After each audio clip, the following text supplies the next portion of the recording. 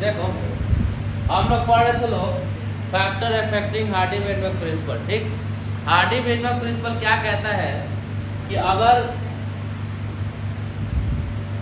अगर किसी जनरेशन में 100 लोग हैं, किसी मान लो एरिया में 100 लोग हैं, उसमें 60 लोग लंबे हैं, 40 लोग शॉर्ट है, और उसका रेशियो निकाले तो कितना आया, 3:2 आया।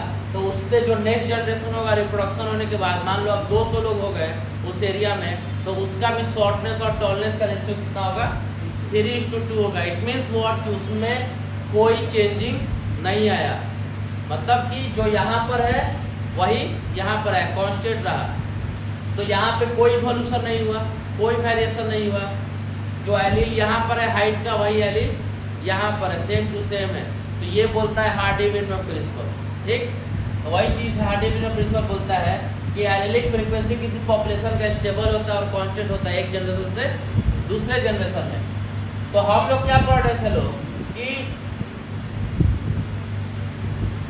जो एक जनरेशन से दूसरे जनरेशन में जाने के लिए बोल रहा है कि यहाँ कांस्टेंट हो रहा है एलिलिक फ्रीक्वेंसी, तो इसको कौन चीज़ है जो इसको अफेक्ट करके डिफर करता है, इसको कौन चीज़ है जो अफेक्ट करके डिफर करता है, कौन चीज़ है जो एक जनरेशन से दूसरे जनरेशन में वेरिएशन लाता है, कौन है जो एक जनरेशन से दूसरे जनरेशन रिप्रोडक्शन होकर जाता है तो इवोल्यूशन टेक प्लेस करता है। तो इतने सारे रीजन है, इसमें से 3 हो गया है, 4 हो गया है, एक नेचुरल सिलेक्शन आज बताना है। ठीक, तो ये सब देख लिए थे हम लोग। माइग्रेशन, एक जगह से दूसरे जगह लोग जा रहा है, वहाँ रिप्रोडक्शन कर रहा है तो चेंजिंग हो जा रहा है, तो वहाँ का ये जो भी इवोल्यूशन हो रहा है। जेनेटिक ड्रिफ्ट हो गया, अचानक से कहीं के लोग मर गए और क्यों आ गया, कुछ भी आ गया। म्यूटेशन हो गया, किसी के जीन के अंदर में म्यूटेशन हो गया, चेंजिंग आ गया, जिसके चक्कर में उसके अंदर इवोल्यूशन हो गया, उसका जो बच्चा हो उसके अंदर इवोल्यूशन हो गया। रिकॉम्बिनेशन मीन्स व्हाट कि माँ बाप 2 डिफरेंट इंडिविजुअल के बीच में क्वार्टर्स हो रहा है, मेल और फीमेल के बीच में, तो उनसे जो रिकॉम्बिनेट होकर जो बच्चा तैयार हो रहा है उसके अंदर चेंजिंग हो गया।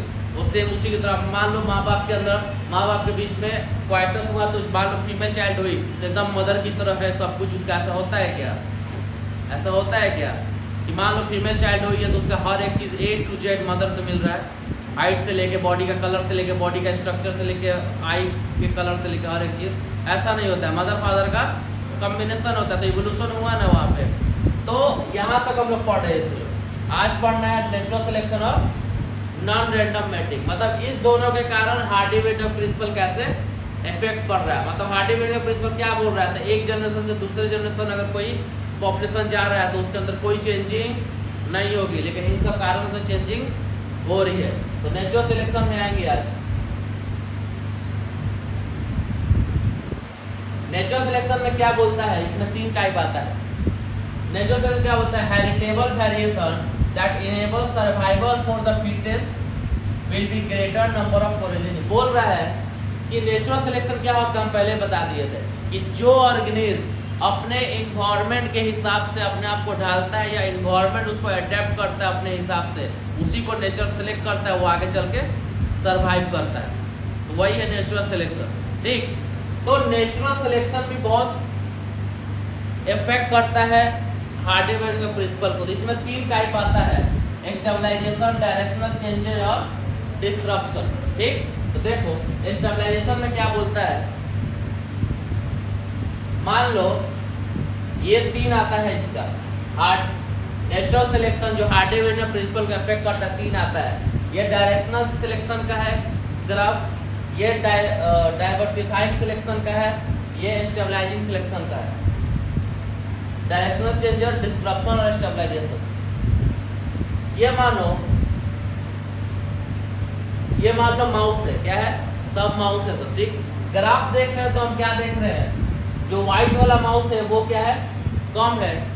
जो थोड़ा बीच वाला है क्रीम कलर का जो माउस है, जो डार्क और व्हाइट के बीच का है, वो उसका पॉपुलेशन ज़्यादा है, और जो फिर डार्क वाला उसका पॉपुलेशन कम है। ग्राफ यही कह रहा है ना। तो मान लो ऐसा हुआ होगा कि वहाँ का माउंटेन जो होगा, मान लो एक माउंटेन एरिया है, एक माउंटेन एरिया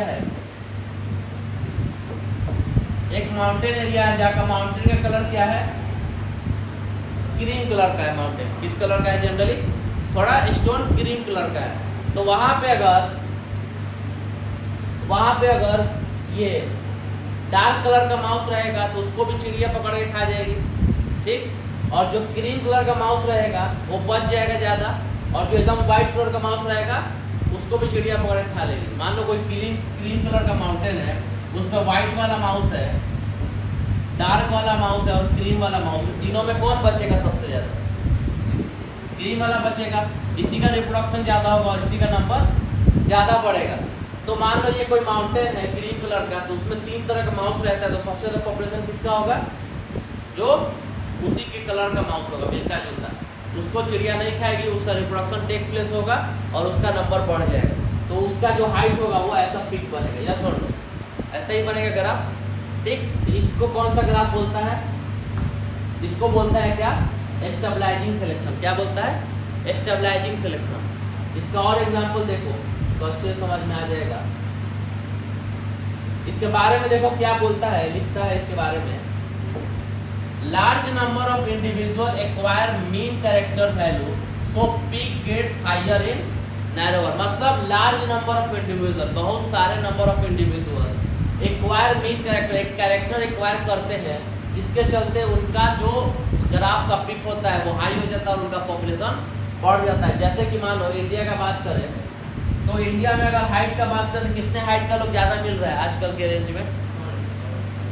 4 से लेके 6 के बीच में, ना 4 से कम ज़्यादा मिलता है ना 6 से ज़्यादा मिलता है। यह सुन लो, मतलब 4 से लेके 6 फीट के बीच का हाइट का लोग बहुत ज़्यादा मिलता है। तो उसका ग्राफ कैसा बनेगा? ऐसा बनेगा।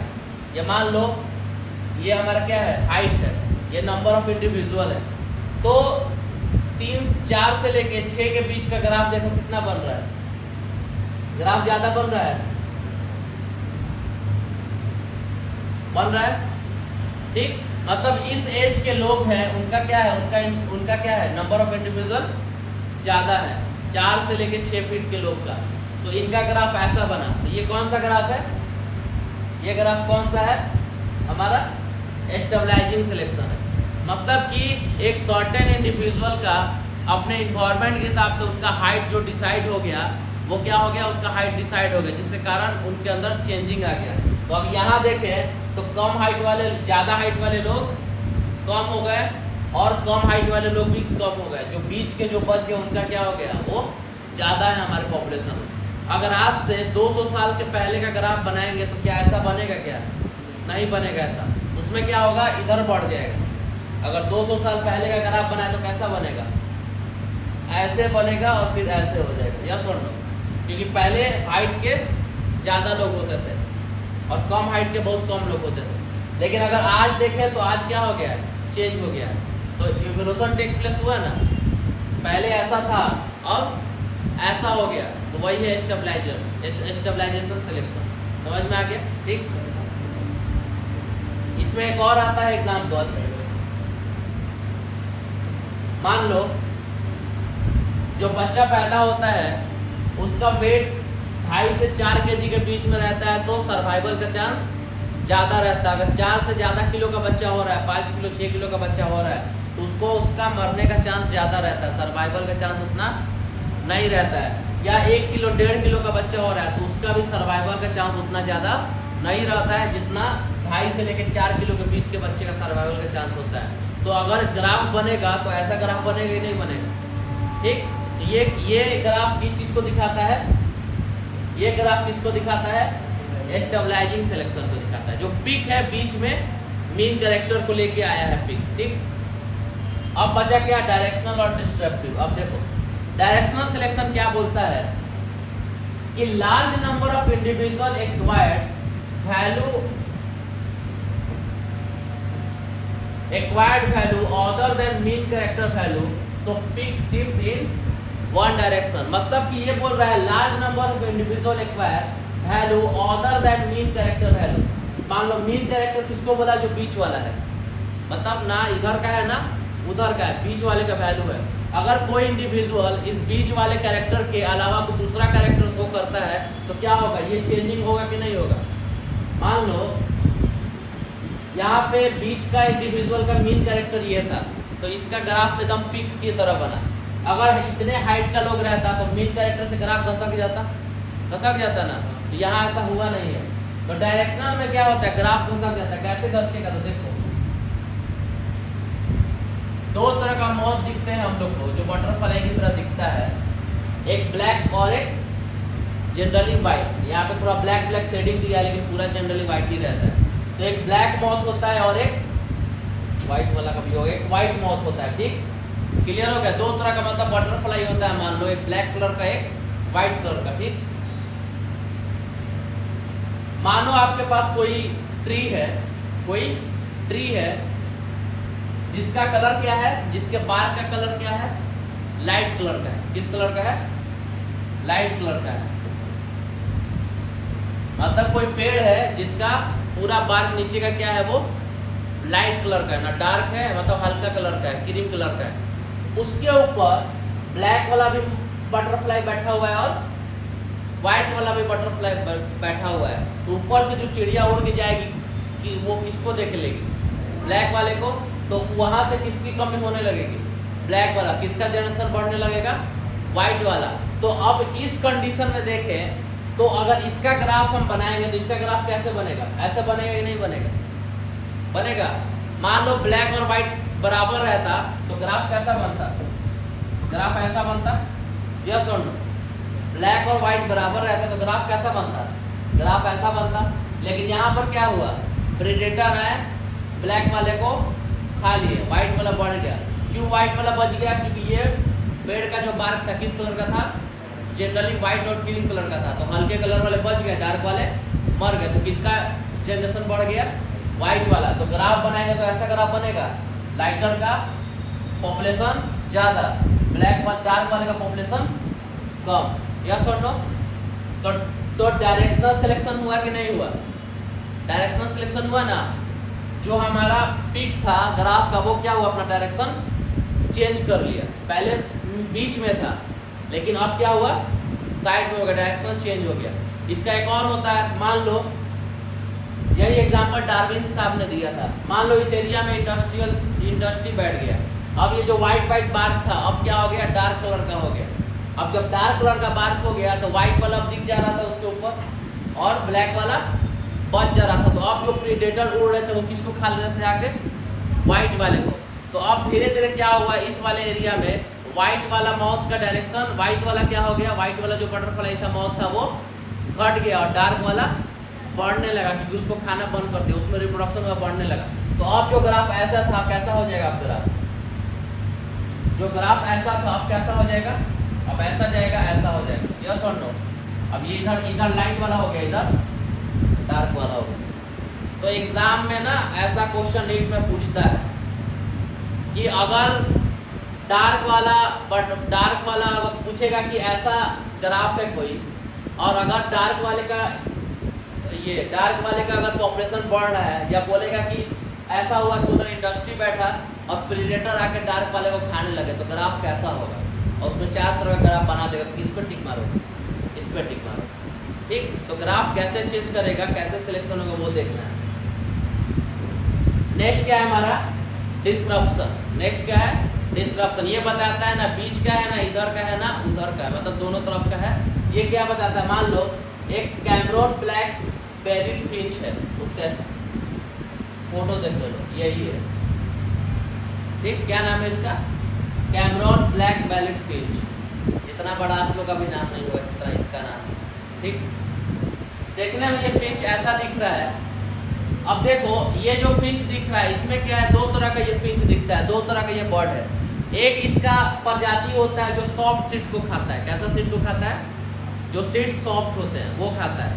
और एक इसका प्रजाति है जो हार्ड सीड्स को खाता है। सीड्स मतलब समझ रहे हो ना, सीड्स को समझ रहे हो, तो मतलब ये हार्ड सीड्स को खाता है, ये सॉफ्ट सीड्स को खाता है। ठीक, और इसके बीच वाला कोई नहीं है। ठीक, इसके बीच वाला कोई नहीं है जो बोले कि ना हम सॉफ्ट खाते हैं ना हार्ड खाते हैं, तो खाएगा क्या फिर बेचारा। तो इस पक्षी का, हाँ पानी पी के जिंदा रह जाएगा, बहुत सही।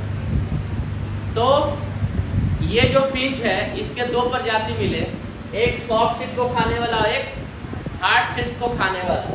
तो इसका अगर हम लोग ग्राफ बनाए तो क्या ग्राफ ऐसा बनेगा, क्या ग्राफ ऐसा बनेगा क्या, ये सॉफ्ट सीड सीड खाने वाला, ये हार्ड सीड खाने वाला फिंच, तो क्या ग्राफ ऐसा बनेगा क्या उस पॉपुलेशन का ग्राफ? बीच वाले तो उतना है नहीं, या तो सॉफ्ट खाने वाले हैं या तो हार्ड खाने वाले हैं, तो ग्राफ कैसा बनेगा? डिस्ट्रप्टेड ग्राफ बनेगा, दोनों तरफ इक्वल साइड का, बीच में कुछ नहीं। मतलब जो पिक है वो एकदम नीचे आ गया, मीन कैरेक्टर पिक नीचे आ गया और इन दोनों साइड का पिक हमारा दोनों इक्वल हो गया। तो वही बोलता है इसमें डिस्ट्रप्शन में कि large number of individual acquired peripheral character value at both ends of the disruption cause hence to pick form। मतलब कि यहाँ पे क्या बोला कि लार्ज नंबर ऑफ इंडिविजुअल क्या हो गया, वो पेरिफेरल कैरेक्टर को ज्वाइन कर लिया। मतलब मीन कैरेक्टर क्या था कि सीड खाने वाला भी हो और मतलब सॉफ्ट सीड भी खाए, हार्ड सीड भी खाए। लेकिन यहाँ पर क्या हुआ, इसमें दो डाइफर्केशन हो गया, इसमें आधा छट गए सॉफ्ट सीड खाने में, आधा छट गए हार्ड सीड खाने में। तो जो ग्राफ बन गया उसका एक पिक ना होके दो पिक बन गया और जो पेरिफेरल में हो गया। समझ में आ गया? मतलब कि इसमें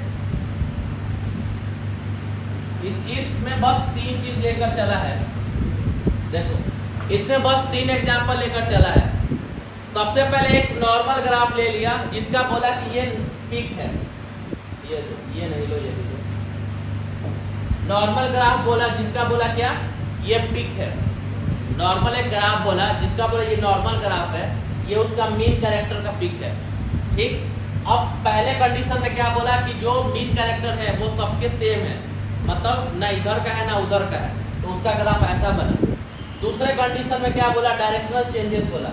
डायरेक्शनल चेंजेस में क्या बोला कि पॉपुलेशन के हिसाब से, बाहर के इन्वायरमेंट के हिसाब से उसका डायरेक्शनल चेंज हो गया ग्राफ का, जैसा है जो बचा उसका डायरेक्शन चेंज हो गया। तीसरा में क्या बोला कि आधे जो हो गए वो उधर छट गए, आधे इधर छट गए। ठीक, तो यही है 3 नेचुरल सिलेक्शन का ग्राफ हम लोग का। मेन इसको माना है। अब इसके हिसाब से जो इसके हिसाब से बैठा वो 3 तरह का ग्राफ बन गया। ये चीज़ क्लियर हो गई? तो यही नेचुरल सिलेक्शन बताता है। पहला बताया कि जो मीन कैरेक्टर को लेकर चले उस हिसाब से ग्राफ, पहला इन्वायरमेंट के हिसाब से जो एक तरफ शिफ्ट हो गए वो डायरेक्शनल चेंज वाला ग्राफ, दूसरा जो आधा इधर छट गया आधा इधर छट गया उनके लिए 2 पिक बन गया। वैसे चल के वो क्या हो गया, नेचर उनको सिलेक्ट कर दिया। Is that clear? ठीक।